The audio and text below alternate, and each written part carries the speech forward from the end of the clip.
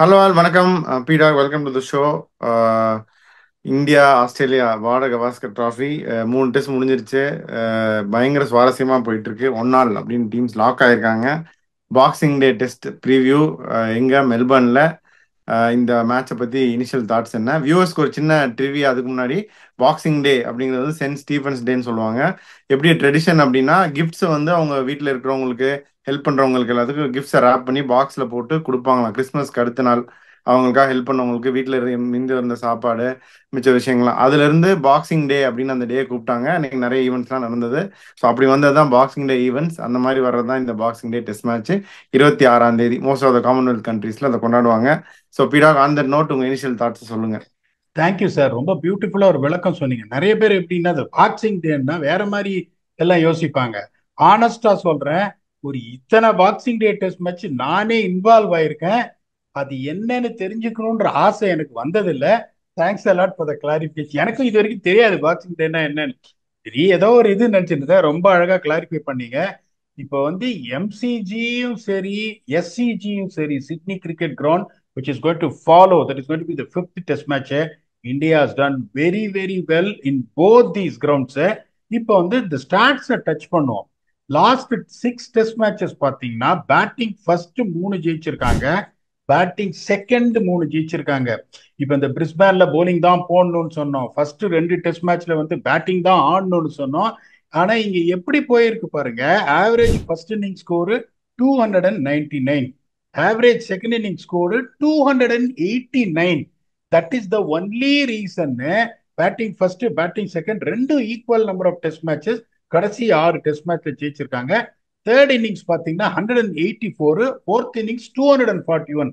அப்படியே மெதுவா நகரும் இது. இப்போ உங்களுக்கு வந்து இந்த பிரிஸ்பேன் மாதிரி படபட படபட வேகமா ஓடாது. ஒரு ஸ்லோவா ரன் மேக்கிங் கொஞ்சம் டிஃபிகல்ட்டா இருக்கும். It is going to be equal battle between both bat and ball. Batting ஆடுறது வாவ் அட்வான்டேஜ்னு சொல்ல முடியாது, போலிங் போடுறது அட்வான்டேஜ்னு சொல்ல முடியாத ஒரு ட்ரிக்கி கிரவுண்ட் இது. ஹையஸ்ட் ஃபர்ஸ்ட் இன்னிங் ஸ்கோர் பார்த்தீங்கன்னா 551 ஃபார் 3 இந்த லாஸ்ட் 10 இயர்ஸ்ல. Australia versus West Indies in 2015. Highest second inning score வந்து 624 for 8 Australia Pakistan 2016. Highest third inning score பார்த்தீங்கன்னா 351 ஃபார் 7. அந்த தேர்ட் இன்னிங்ஸ்ல தான் ஸ்லம்ப் வந்து நிறைய வரும். அது we achieved 351 for 7 Australia versus India way back in 2007.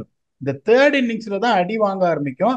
Highest fourth inning score பார்த்தீங்கன்னா 261 all out Australia versus India in 2018. இந்த டாப் 5 ஹையஸ்ட் சேஸ் சொல்றேன் பாருங்க, அசந்துருவீங்க நீங்க. 332 for 7 it's highest score ever achieved year. எப்ப தெரியுமா? 1928. ஓகே, அதுக்கப்புறம் பாத்தீங்கன்னா 298 ஃபார் 4 தட் வாஸ் அச்சீவ்ட் இன் 1985. அதுக்கப்புறம் 297 for 4 south Africa versus Australia, that is 1953. 287 for 5 Australia versus England 1927. அதுக்கப்புறம் வந்துட்டு 282 ஃபார் 9 இங்கிலாந்து வர்சஸ் ஆஸ்திரேலியா 1908. பாத்துக்கோங்க, இந்த செஞ்சுரியில வந்து எந்த சேஸுமே உங்களுக்கு 275க்கு மேல வந்ததே கிடையாது. பேட்டிங் தானா? அதான் சொல்றேன், இப்ப பேட்டிங் வந்து 299, ஃபர்ஸ்ட் பேட்டிங் செகண்ட் 289 அப்படிங்கும் போது there is not much of a difference போது ஆல்வேஸ் பேட் ஃபர்ஸ்ட். இப்ப இந்த ரெக்கார்ட்ஸை நான் சொன்ன போது விக்கெட்ஸ் டேக்கன் சம்மரி பாத்தீங்கன்னா அதே மாதிரி தான் இருக்கு. 77% ஃபார் சீமர்ஸ், 23% ஃபார் ஸ்பின்னர்ஸ். ஆனா third and fourth innings big time spinners திரும்பி வந்திருக்காங்க. இது எல்லாமே ஈக்குவலா இருக்கு பாருங்க. Team batting first and second have taken first innings lead 3 times each இந்த லாஸ்ட் 6 டெஸ்ட் மேட்சஸ். இப்ப பாருங்க மோஸ்ட் விக்கெட்ஸ் யார் எடுத்திருக்காங்க பாருங்க. இங்க ஃபர்ஸ்ட் வந்து டென்னிஸ் லில்லி 82 விக்கெட். ரெண்டாவது பாருங்க ஷேன் வான் 56 விக்கெட். அதுக்கப்புறம் பாத்தீங்கன்னா ட்ரம்பிள்னு ஒரு ஆஃப் ஸ்பின்னர் 46 விக்கெட். அதுக்கப்புறம் மெக்கன்சின்னு ஒரு ஃபாஸ்ட் பவுலர் 45 விக்கெட். அந்த fifth highest wicket taker is none other லேண்ட் Nathan Lyon at 45 wickets. So இப்போ நீங்க இதை பார்த்தீங்கனாலே உங்களுக்கு இந்த ட்ரெண்ட் என்னன்றது தெரிஞ்சிடும். அதே மாதிரி பாருங்க நிறைய ரன்ஸ் யார் அடிச்சிருக்காங்க. பிராட்மேன் அவங்களெல்லாம் விட்டுறேன் நானு. அதுக்கப்புறம் பாருங்க ரிக்கி பாண்டிங்ல விறுவிறுன்னு ஆடுறவரு 60 ஸ்ட்ரைக் ரேட்ல ஆடி இருக்காரு, 1338 runs. Steve Waugh 1284 runs, 50 strike rate. Allan Border 1272 runs, 37 strike rate. Matthew Hayden அவர் வந்து அடிச்சு ஆடக்கூடியவர், அவரும் 1103 runs, strike rate of 61. Steve Smith வந்துட்டு 1093 ரன்ஸ் அடிச்சிருக்காரு அட் அன் ஆவரேஜ் ஆஃப் 78. இந்த ஸ்ட்ரைக் ரேட் ஆஃப் ஒன்லி 50.86 போது இங்க நீங்க ஆடினே இருக்கணும். இப்ப இந்த கடைசி 2 டெஸ்ட் மேட்ச் என்ன நடந்திருக்கு அப்படிங்கறத பார்ப்போம். அதாவது இந்தியா வர்சஸ் ஆஸ்திரேலியா மெல்பர்ன் 2021ல இந்தியா 1/8 விக்கெட்ஸ். ஓகே, ஆஸ்திரேலியா வந்துட்டு 195 and 200, India 326 and 70 for 2. Okay, அதுல வந்து Ravichandran Ashwin 24 over 7 maiden 35 run 3 wicket. Okay, first இன்னிங்ஸ்ல Jadeja 5.3 overs 1 maiden 15 runs 1 wicket. Jadeja 57 with the bat. Second இன்னிங்ஸ்ல பாருங்க, Ashwin 37.1 overs 6 maidens 71 runs and 2 wickets. Jadeja 14 overs 5 maidens 28 runs and 2 wickets. Literally 2 and over போயிருக்காங்க spinners. அதுக்கப்புறம் பாத்தீங்கன்னா 2 இன்னிங்ஸ்லயும் put together they have taken 4 wicket, that is 8 wickets each. 2018 Melbourne test மேட்சுக்கு போலாம். India 1/137 runs. Okay, India வந்து batted first 443 for 7 and 106 for 8 declared. Australia 151 and 281 all out. அதுல பாருங்க, ஜடேஜா வந்துட்டு அஸ்வின் ஆல்ல அந்த டெஸ்ட் மேட்ச். ஜடேஜா வந்துட்டு 25 ஓவர்ஸ் 8 மெய்டன்ஸ் 45 ரன்ஸ் 2 விக்கெட்ஸ். அதுக்கப்புறம் பாருங்க, Jadeja 32 overs 6 maidens 82 runs 3 wickets. ஏன் வந்து இந்த ஸ்பின் இவ்வளவு தூரம் வந்துட்டு நான் இம்பார்ட்டன்ஸ் கொடுக்குறேன்னா, this is the reason where they need to play that extra spinner. எப்படி வாஷிங்டன் சுந்தரை கொண்டு வருவீங்க தெரியாது, கேட்காதீங்க. ஆஸ்திரேலியா டீம்லன்னு பாத்தீங்கன்னா ஒரு 2 சேஞ்சஸ், அதாவது ஃபோர்ஸ் சேஞ்சஸ் அப்படின்னு சொல்லலாம். ஒன்னு வந்துட்டு உங்களுக்கு Josh Hazlewood is injured and will be replaced by Scott Boland. அதுக்கப்புறம் பாத்தீங்கன்னா இது அன்எக்ஸ்பெக்டட் ஆக்சுவலி, மெக்ஸ்வீனிக்கு பதிலா தே brought in கொன்ஸ்டாஸ் அப்படின்னு ஒரு யங்ஸ்டர் எடுத்துட்டு வந்திருக்காங்க. நார்மலா ஆஸ்திரேலியா அப்படி பண்ண மாட்டாங்க, சான்ஸ் கொடுப்பாங்க. இந்த சாம் கொன்ஸ்டாஸ் பாத்தீங்கன்னா 11 ஃபர்ஸ்ட் கிளாஸ் மேட்ச் தான் ஆடி இருக்காரு. ரொம்ப சின்ன பையன், ஒரு 19 இயர் ஓல்டு, பட் ஒரு ஃபிளம்பாயின் ஸ்ட்ரோக் மேக்கர். அந்த 11 மேட்ச்ல அவங்க பாத்தீங்கன்னா ஒரு 2 செஞ்சுரி அண்ட் 3 ஆஃப் செஞ்சுரிஸ் அடிச்சிருக்காரு. இப்பதான் வந்து பிக் பேஷ்ல வந்து டெபு பண்ணாரு, ஒரு பிளிஸ்டரிங் 56 அடிச்சாரு. ஸோ உங்களுக்கு வந்துட்டு மெக்ஸ்வீன் இருப்பாரு அப்படின்னு தான் எதிர்பார்த்தோம், அதுவும் ஒரு சேஞ்சு. ஸோ மற்றபடி ஆஸ்திரேலியன் டீம்ல உங்களுக்கு எதுவுமே சேஞ்ச் இருக்காது. It is going to be Konstas is going to open with Usman Khawaja, followed by Labuschagne, Smith, Mitch Marsh, Head, Carey, அதுக்கப்புறம் ஃபாலோட் பை த போலர்ஸ். அதனால இதுல எதுவும் சேஞ்சஸ் எதுவும் கிடையாது. This will be their playing 11. இப்ப இந்தியா வந்து போன தடவை நம்ம சொல்லிட்டோம், இப்ப எப்படி எடுத்துட்டு வர போறாங்க? இப்ப ஒரே ஒரு சேஞ்ச் தான் சார், திருப்பி நான் பிளேயிங் 11 பத்தி போகணும் அப்படின்றது இல்ல. இப்ப எனக்கு வந்து இப்ப நான் உங்களுக்கு ஸ்டாட்ஸ் எல்லாத்தையும் சொல்லிட்டேன். 2 தடவை ஜெயிச்சிருக்காங்க லாஸ்ட் 2 விசிட்ஸ்ல, ஆஸ்திரேலியாவை கன்வின்சிங்கா ஜெயிச்சிருக்காங்க. ஸ்பின்னர்ஸோட ரோல் என்னன்றத நான் சொல்லிட்டேன். வாஷிங்டன் சுந்தர் நான் ஆடணும்னு சொல்றேன், யாருக்கு பதிலா கொண்டு வர முடியும் அப்படின்றத உங்ககிட்ட தூக்கி போட்டு நான் லைட்டா தப்பிச்சுக்கிறேன். நீங்க சொல்லுங்க. இல்லைன்னா வேணாம் பீடா, ஜடேஜா தான் இப்ப நீங்க சொன்ன மாதிரி 2 டெஸ்ட் மேட்ச் அவரும் நல்லா போட்டிருக்காருல்ல, அவரை வச்சு மேனேஜ் பண்ணிடலான்றீங்களா? வாஷிங்டன் சுந்தர் வரணும் அப்படின்னு நினைச்சீங்கன்னா யாருக்கு பதில வரணும் நீங்க நினைக்கிறீங்க? நீங்க சொல்லுங்க, அதுக்கப்புறம் உங்க ஃபீட்பேக்ஸை ஐ வில் சப்போர்ட் இட். நம்ம லாஸ்ட் டைம் பேசினதான் பீடா, வரணும் அப்படின்னா given the option, given the team வந்து அவர் கில்லுக்கு பதிலாக வந்துட்டு ஒன் டவுன் ஆடணும், அப்படிதான் பண்ணணும். பட் அவங்க அப்படி பண்ணுவாங்களான்னு ஐ டவுட். கிவன் த இப்படி ஒரு ஃபைட் பண்ணியிருக்காங்க, இந்த டீமை மாத்தாம போவோம் அப்படின்னு தான் அவங்க நினைப்பாங்க. அதுக்கு தான் சான்சஸ் அதிகமா இருக்கு. But I know you know what you're talking about. ஏன்னா நீங்க வந்து சும்மாலாம் சொல்ல மாட்டீங்க. இவ்வளோ assessed it enough and analysed it enough. அதுக்கப்புறம் தான் நீங்க சொல்றீங்க ரெண்டு ரெண்டு தடவை ஜெயிச்சிருக்காங்க, 2 ஸ்பின்னர்ஸோட போயிருக்காங்க அப்படின்னா I will respect that. And 2 spinner ஆடணும் அப்படின்னா தென் வீல் ஹாவ் டு கோ கில்லுக்கு பதிலாக சுந்தர் அப்படின்னு தான் போகணும். ஐடியலாக அஸ்வின் இருந்திருந்தாருன்னா மேபி அஸ்வின், பட் இல்லை அப்படிங்கிறப்போ கில்லுக்கு பதிலாக சுந்தர் அப்படின்னு தான் போகணும். பட் அவங்க போவாங்களான்னா நீங்க சொல்ற மாதிரி தெரியாதா, இல்லை போவாங்களா? இல்ல, நீங்க சொல்றது நான் எப்படி யோசிப்பேன்னா, இது ரொம்ப ரைட்டான ஐடியா. இப்ப கில்லுக்கு பதிலா வாஷிங்டன் சுந்தர் வந்துட்டா, இப்ப நோ மேட்டர் வாட் பெரியப்பாவை எல்லாரும் குறை சொல்றாங்க, நான் ஒன்னே ஒன்னு சொல்றேன் ஆனஸ்டா. He has been opening the batting in all formats for many years in India. Forget about whether he's scoring runs or is failing whatever it is batting out of his position at number 6. பாவம் number 6 வந்து திருப்பியும் அவர் fail ஆனா என்ன சொல்லுவாங்க, யோ ஆடியே ஆகணும் நீ ஆடுற அப்படின்னு சொல்லுவாங்க, which is unfair from my part for someone whose batting opening the batting from many decades அப்படிங்கும்போது this will be a good thing for them. இப்போ நான் என்ன பண்ணுவேன், வாஷிங்டன் சுந்தர நம்பர் 3 இருக்க மாட்டேன், பெரியப்பாவை நம்பர் 3 சிக்ஸ் இறக்கிடுவேன். போட்டுட்டு இவர் நம்பர் 3. ஓகே, பெரியப்பாவை நம்பர் 3 இறக்கிடுவேன். ஏன்னா இன்னொன்னு சொல்றேன் பாருங்க, மெல்பர்ன்ல எப்படின்னா இந்த சர்ஃபேஸ் வந்து ரொம்ப ஹார்டா இருக்கும், கொஞ்சம் ஓரளவுக்கு மிக்ஸ் ஆஃப் கிராஸ் ட்ரைனஸ் ஜாஸ்தியா இருக்கும்ன்றதுனால நியூ பால் ரொம்ப சீக்கிரம் அதோட ஷைன் போயிடும். நார்மலா உங்களுக்கு வந்து இந்த அடிலைடு இந்த பிரிஸ்பேன்லாம் பாத்தீங்கன்னா ரொம்ப உங்களுக்கு வந்து பிச்சு வந்துட்டு அவ்வளவு ட்ரையா இருக்காதுன்றது, அந்த shine of the ball will remain more. இப்ப ஃபர்ஸ்ட் டே பாத்தீங்கன்னா இந்த 13.2 ஓவர் தான் ஆஸ்திரேலியா ஆடினாங்க, பாலை காமிச்சாங்க பல பல பல பலன்னு இருக்கும் பிகாஸ் ஆஃப் தி அவுட்ஃபீல்டு. இப்ப உங்களுக்கு இந்த பிச்சோட இது நேச்சர் இந்த மாதிரி இருக்கிறதுனால ரொம்ப சீக்கிரம் ஷைன் போயிட்டு ஃபாஸ்ட் பாலர்ஸ் வந்து 15 ஓவருக்கு அப்புறம் கொஞ்சம் கஷ்டப்படுவாங்க. You have to be really extraordinary like Jasprit Bumrah to come and effect a break through. அந்த டெஸ்ட் மேட்ச் சொன்னேன் பாருங்க, இந்த மாதிரி ஜடேஜா விக்கெட் எடுத்தாருன்னு, அந்த அதுல வந்து ஜஸ்பிரீத் பும்ரா 6 விக்கெட் எடுத்தாரு, அதையும் சொல்லிடுறேன், அதை சொல்ல வேணான்னு பார்த்தேன். ஏன்னா வந்து Jasprit Bumrah is performing every now and there, அதனால அதை சொல்லலை நான். அப்படிங்கும்போது உங்களுக்கு பாத்தீங்கன்னா இவர் பாத்தீங்கன்னா ஆகாஷ்தீப் பாத்தீங்கன்னா ஒரு ஜென்யுவன் ஸ்விங் பவுலர். ஓகே, அவ்வளவு குவிக்கு கிடையாது, பட் பியூட்டிஃபுல்லா போட்டாரு. பால் சீக்கிரம் ஹோல்ட் ஆயிடும் அப்படிங்கும்போது how much effective is he going to be, can be effective. அதுக்கப்புறம் டிஎஸ்பி சார், நான் எப்பவுமே அவரை வந்து ஹையா ரேட் பண்ணுவேன், வெரி ஹைலி டேலண்டட், அதெல்லாம் யாருமே குறை சொல்ல முடியாது. But at the same time it can be either side அப்படிங்கும்போது பும்ராவுக்கு விக்கெட் கொடுக்காம ஒரு 3 ஸ்பெல்ல ஆடிட்டாங்கன்னா then you only need the spinners to make the breakthrough. Unfortunately நீங்க அது இல்லாம இப்படி நீங்க போயிட்டீங்க சேம் பிளேயிங் 11 அப்படின்னு நீங்க போயிட்டீங்கன்னா அன்பார்ச்சுனேட்லி பாத்தீங்கன்னா ஜடேஜா வந்துட்டு விக்கெட் விழல போன match it is also expensive.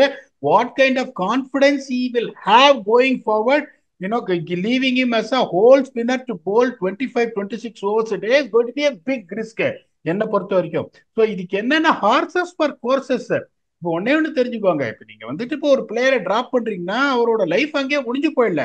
எனக்கு வந்துட்டு பிஜிடி ஜெயிக்கணும், டபிள்யூடிசி ஃபைனல் ஜெயிக்கணும்னா who is the right fit for the team and that particular moment போது in this surface you need a spinner, particularly இப்போ 5 லெஃப்ட் ஹேண்டர் உங்களுக்கு இருக்காங்க, head is becoming a big problem for you. அப்படிங்கும்போது ஒரு off spinner ஆடுறதுன்றது ஒரு தப்பே கிடையாது. Imagine head coming at 72 for 3 and you've got someone like Washington Sundar to bowl a team before he gets settled. அந்த மாதிரி தான் நீங்க திங்க் பண்ணணுமே ஒழிய இதுல நீங்க சொல்ற மாதிரி இப்போ ஒரு ரோஹித் சர்மா வந்துட்டு நம்பர் 3 ஆடி அதுக்கப்புறம் உங்களுக்கு வாஷிங்டன் சுந்தர் வந்தாருன்னா it is going to be a perfect fit. Rohit Sharma is known to play as a opening batsman, is batting out of his position, எல்லாமே சால்வ் ஆகும், there is no emotions at all. So அதுக்கப்புறம் நீங்க சிட்னிலையும் பாத்தீங்கன்னா same conditions தான் அப்படிங்கும்போது இந்த team ஆடுறதா எனக்கு best. And Gill's future is not going to get over if you drop him. You doing it for the best cause for the team reaching the WTC final. So என்னை பொறுத்த வரைக்கும் அப்படிதான் நீங்க சொல்ற ஐடியாவை தான் நான் எடுத்துப்பேன். கில்லுக்கு பதிலாக வாஷிங்டன் சுந்தர் வந்துட்டு, but Washington Sundar is going to stay behind in the batting order and பெரியப்பா will get back to is number 3 position which is going to be the best fit.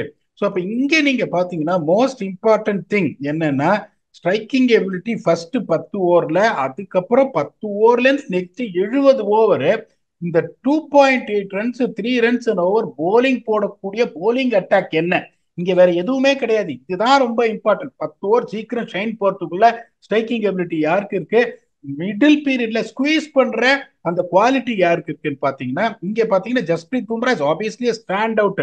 அந்த 10 ஓவர் ரொம்ப டிஃபிகல்ட்டா இருக்கும். அதே மாதிரி அங்க பாத்தீங்கன்னா ஸ்டார்க்கும் ரொம்ப நல்லா போடுறாரு, கமின்ஸும் நல்லா போடுறாரு, Boland is also good. Akashdeep will definitely be handy with the new ballன்றதுனால டெஃபினட்டா அந்த edge take Jasprit Bumrah out ஷூரா ஆஸ்திரேலியாவுக்கு கொஞ்சம் இருக்கு. அதுக்கப்புறம் இந்த squeeze purpose India was always struggled in the old ball. That is the honesty which every one has addressed. Siraj struggle in the old ball. Akashdeep வந்து ரொம்ப நல்லா போட்டிருக்காரு. Is not struggle with the old ball but is fail to pick up wickets even though is bowl brilliantly well. எவ்வளவு over தான் ஜஸ்பிரீத் பும்ரா போட முடியும். Washington Sundara ஆடுறாங்களான்னு தெரியாது. அங்க பாத்தீங்கன்னா இந்த கமின்ஸ் அப்படியே அந்த போலாண்ட் வந்து சல்லி ரன் கொடுக்க மாட்டாரு. அதையும் சொல்லிடுறேன் உங்களுக்கு. சல்லி ரன் கொடுக்க மாட்டாரு. 22 ஓவர்ல 39 ரன் கொடுப்பாரு விக்கெட் எடுக்கலன்னா. நேதன் லேன் போன மேட்ச் பிரிஸ்பான்லேயே 21 ஓவர்ல 54 ரன் அப்படிங்கும் போது is expected to do job. அந்த எட்ஜும் ஆஸ்திரேலியாக்கு இருக்கு. இப்ப பேட்டிங் அப்படின்னு பாத்தீங்கன்னா இப்ப Steve Smith just come back in to form and average 78 in Melbourne. அது that's going to be a big thing. கவாஜா ஃபார்ம்ல இல்ல, லபுஷேன் ஃபார்ம்ல இல்ல, டிராவிஸ் ஹெட் ரிஸ்க் எடுத்து ஆடுறாரு, மார்ச் பெருசா அடிக்கல, கேரி அங்கங்க 30-40 அடிக்கிறாருங்கும் போது everything looks good because Travis Head is coming there and scoring runs, and Steve Smith has to come into play. இன்னும் பயப்படுற மாதிரியான ஒரு பேட்டிங் லைனப் அந்த காலத்து பேட்டிங் லைனப் இல்ல. இந்தியா பாத்தீங்கன்னா will be bolstered with the form of Jadeja, bolstered with the form of KL Rahul. பெரியப்பா is due, பெரியப்பா is due, Kohli is due, Kohli is due. அதுல சந்தேகமே கிடையாது. இந்த பிளேயிங் லெவன் கரெக்டா ஆடுறாங்களா, பண்ட்டு ஃபார்முக்கு வரல, எப்ப வருவார்னு தெரியாதுங்க போது பேட்டிங் எடுத்து டெஃபினட்டா ஈவன் தோ இந்தியாஸ் பிளேயிங் அவே ஸ்லைட்டா அவங்களுக்கு இருக்கு. ஓவரால் எட்ஜ் அப்படின்னு பாத்தீங்கன்னா even though India one twice இன் மெல்பர்ன், ஒரு ஸ்லைட் 52-48 எட்ஜில் ஆஸ்திரேலியா போவாங்கன்னு நான் சொல்றேன். இதெல்லாம் நான் ஒத்துக்க மாட்டேன் பீடா. நீங்க என்ன வேணா அனலைஸ் பண்ணி சொல்லுங்க.